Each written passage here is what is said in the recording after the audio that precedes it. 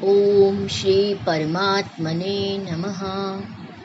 मन, मस्तिष्क और बाहुबल के सामर्थ्य से सफलता की सीढ़ी चढ़ने का राज बताने वाले मनोबोध के इन श्लोकों को आप अवश्य सुन रहे होंगे और उसे लाइक, शेयर और सब्सक्राइब भी कर रहे होंगे, यह मेरा पूरा विश्वास है।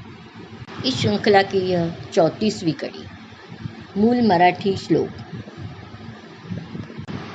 उपेक्षा कदा रामरूपी असेना, जीवा मानवा निश्चयो तो वसेना।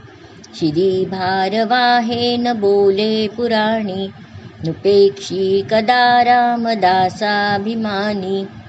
श्री राम कभी अपने भक्तों की उपेक्षा नहीं करते। निष्ठा की कमी ही हमारे विश्वास को कम करती है। अपने भक्तों का भार मैं स्वयं अपने मस्तक पर वहन करूंगा, यह स्वयं रामचंद्र ने अपने पुराणों में कहा है। जो राम रूपी हो गया अर्थात अपने ध्येय से एक रूप हो गया, अपने ध्येय के बिना उसको कुछ सोचता ही नहीं, तो उसे सफलता मिलकर ही रहेगी। कई बार असफलता का सामना करना ही पड़ता है, तो वह आत्मविश्वास की कमी के कारण। मैथिली शरण गुप्त भी कहते हैं, किस गौरव के तुम योग्य नहीं, कब कौन तुम्हें सुख भोग्य नहीं। जन हो तुम जगदीश्वर के,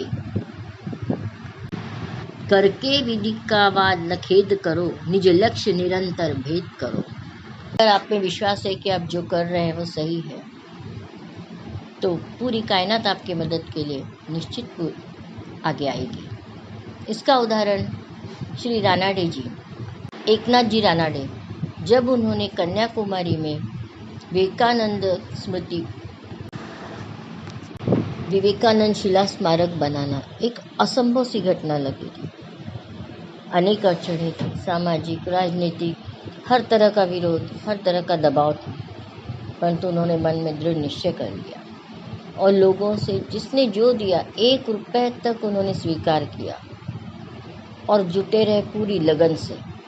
और एक असंभव सी लगने वाली बात, शिला स्मारक बनकर रहा।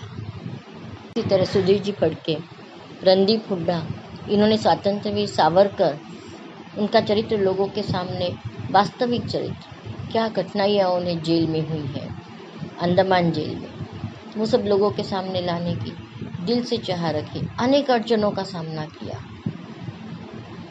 एक गायक के लिए उस समय गायक लोगों को बहुत ज़्यादा पैसे मिलते थे, ऐसा नहीं था। मध्यम वर्गीय परिवार का एक व्यक्ति फिल्म बनाने की सोचता है, यह सोचना ही बहुत बड़ी बात थी। पर सावरकर जी के प्रति श्रद्धा, यही उनका एक संबल था और वो निकल पड़े। लोगों ने खुद होके वहाँ पैसे उनको दिए। ये पहली ऐसी फिल्म थी जो लोक सहयोग से बनी।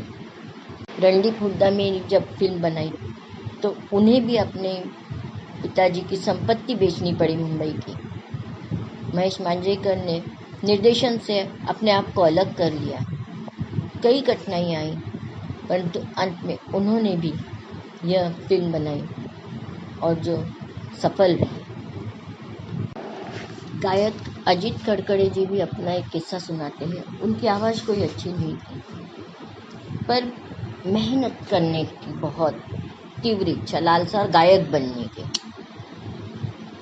और उन्होंने एक बार प्रसिद्ध गायक जितेंद्र अभिषेकी जी का गाना सुना और मन में निश्चय किया, मुझे इनसे ही गाना सीखना है, यही मेरे गुरु होंगे।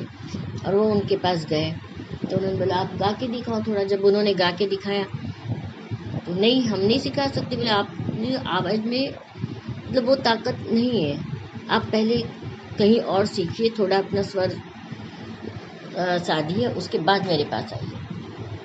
तब अजीत जी खड़खड़े ने कहा कि नहीं, मैं सीखूंगा तो आपके पास से, और कहीं जाऊंगा ही नहीं।